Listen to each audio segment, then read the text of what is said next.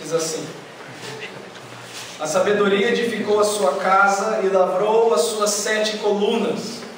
Carneou os seus animais, misturou o seu vinho e arrumou a sua mesa. Já deu ordens às suas criadas e assim convida desde as alturas da cidade. Quem é simples, volte-se para aqui. Aos faltos de senso diz: vinde, comei do meu pão e bebei do vinho que misturei. Deixai os insensatos e vivei. Andai pelo caminho do entendimento. O que repreende o escarnecedor traz afronta sobre si, e o que censura o perverso a si mesmo se injuria. Não repreendas o escarnecedor para que não te aborreça, não repreendas o escarnecedor para que não te aborreça. Repreende o sábio e ele te amará. Dá instrução ao sábio e ele se fará mais sábio ainda. Ensina ao justo e ele crescerá em prudência. O temor do Senhor é o princípio da sabedoria e o conhecimento do santo prudência. Porque por mim se multiplicam os teus dias e os anos de vida se te acrescentarão. Se és sábio, para ti mesmo tu és. Se és escarnecedor, tu só o suportarás.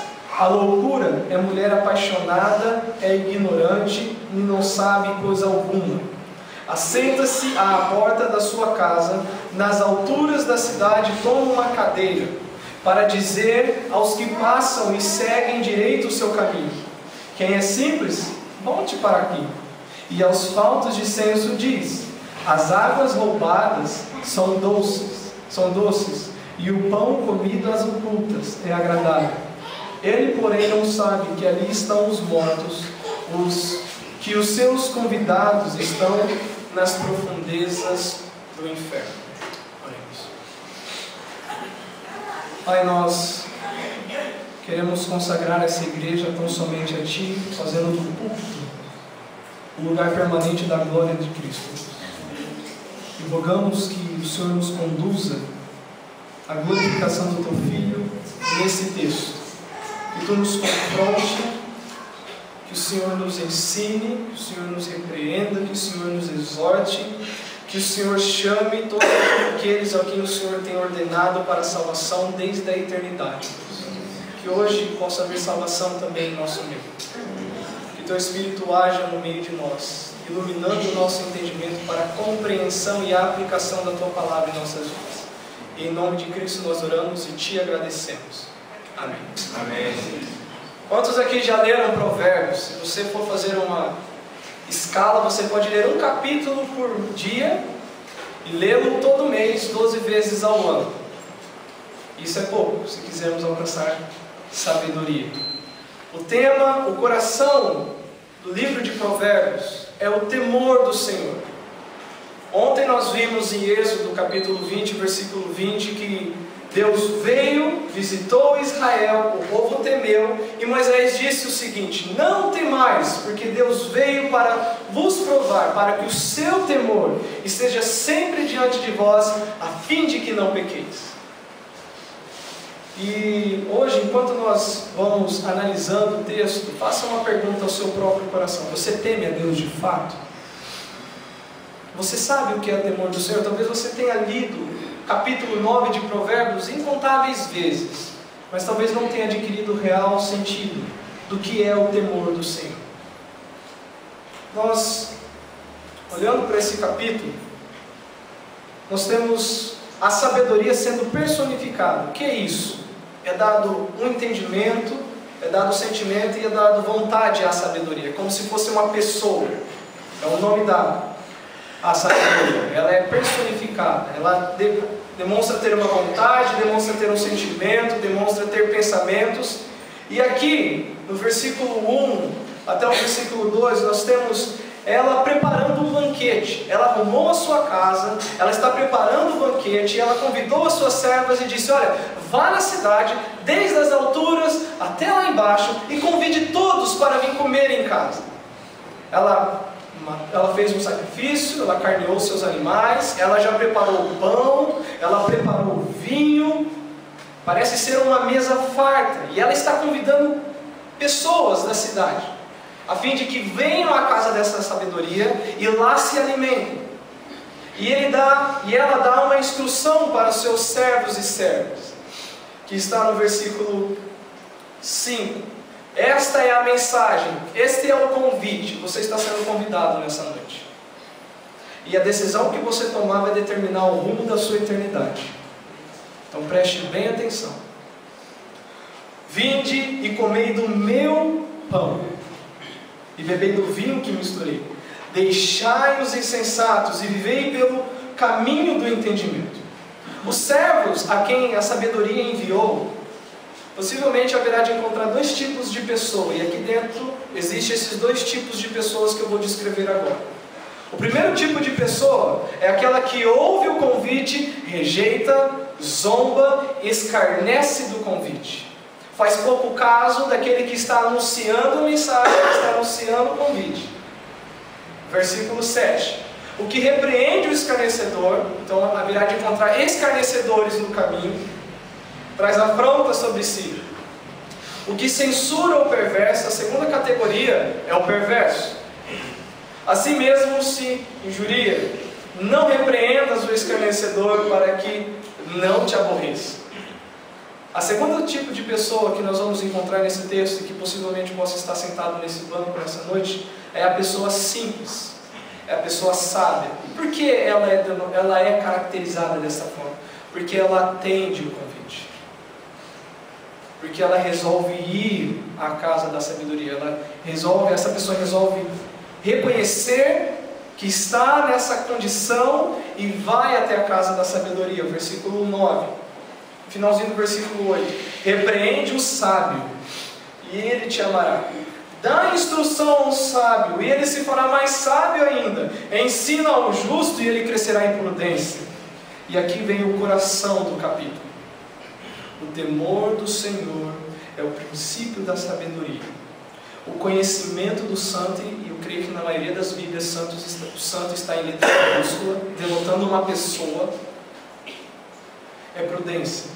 Por que eu estou dizendo que a decisão que você tomar mediante o que você ouvir hoje do convite que a sabedoria está te fazendo vai determinar o seu rumo?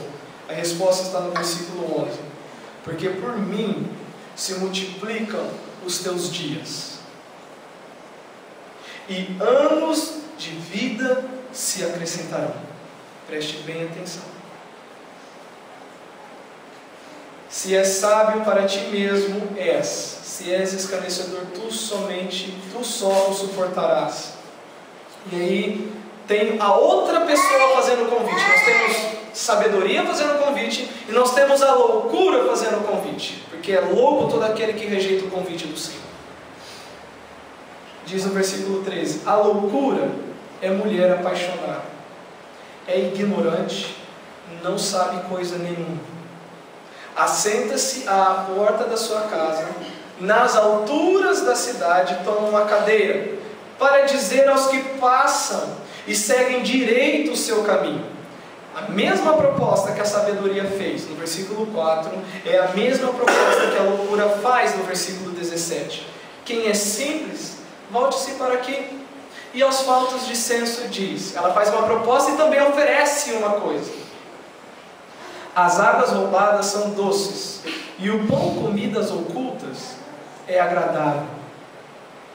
Ele, ou seja, o simples que dá ouvido a esta mulher, ele porém não sabe que ali, naquela casa, naquele local, as pessoas que se relacionaram com essa mulher, que ali estão os mortos, que os seus convidados estão nas profundezas do inferno.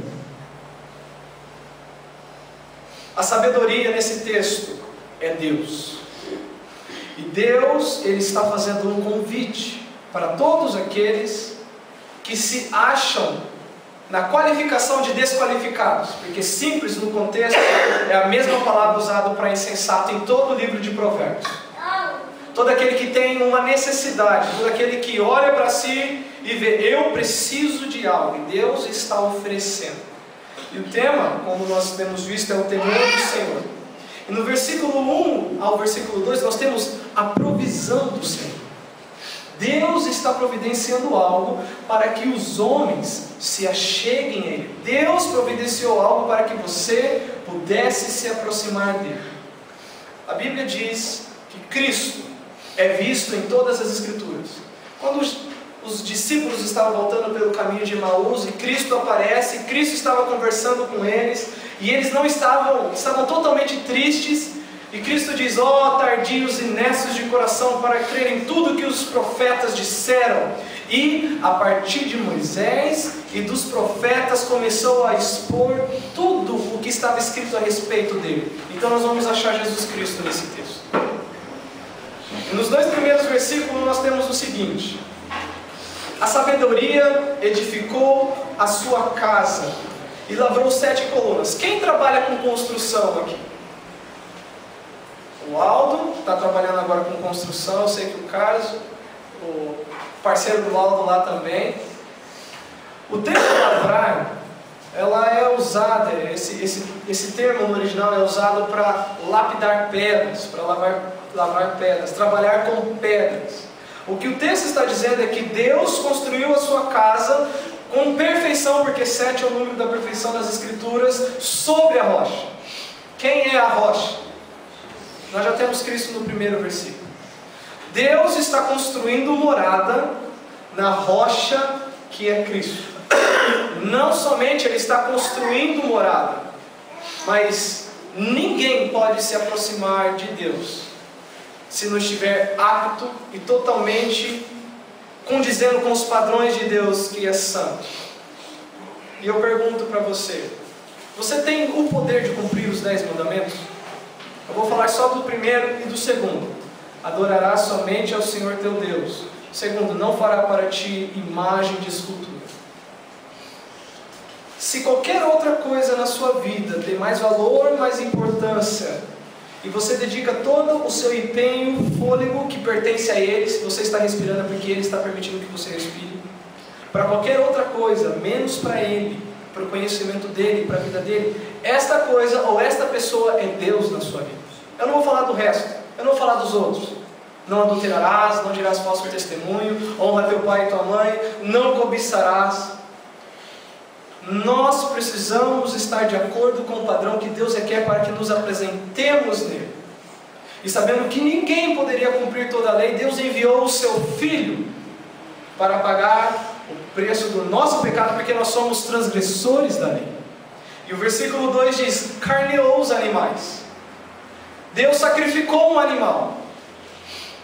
E se você ler Levítico capítulo 1, do capítulo 1 até o capítulo 10, é toda a tipologia do sacrifício de Cristo ali. Os holocaustos, a oferta. A palavra oferta significa aproximar-se. Eles no Velho Testamento faziam ofertas a Deus como meio de se aproximarem de Deus. E foi Deus quem estipulou aquele meio de aproximação. Além de Deus construir a casa, Ele está providenciando o local. Ele sacrificou o seu próprio Filho. E por meio do Filho, estes podem se achegar a Ele.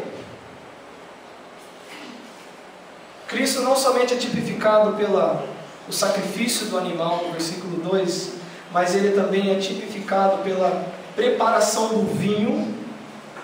E no versículo 5 diz do pão. Nós temos aqui os elementos da nova aliança, o sangue e o corpo de Cristo. Aqui nós vemos Deus providenciando tudo para que você, pecador miserável, se achegue a Ele. Não por nenhum mérito seu,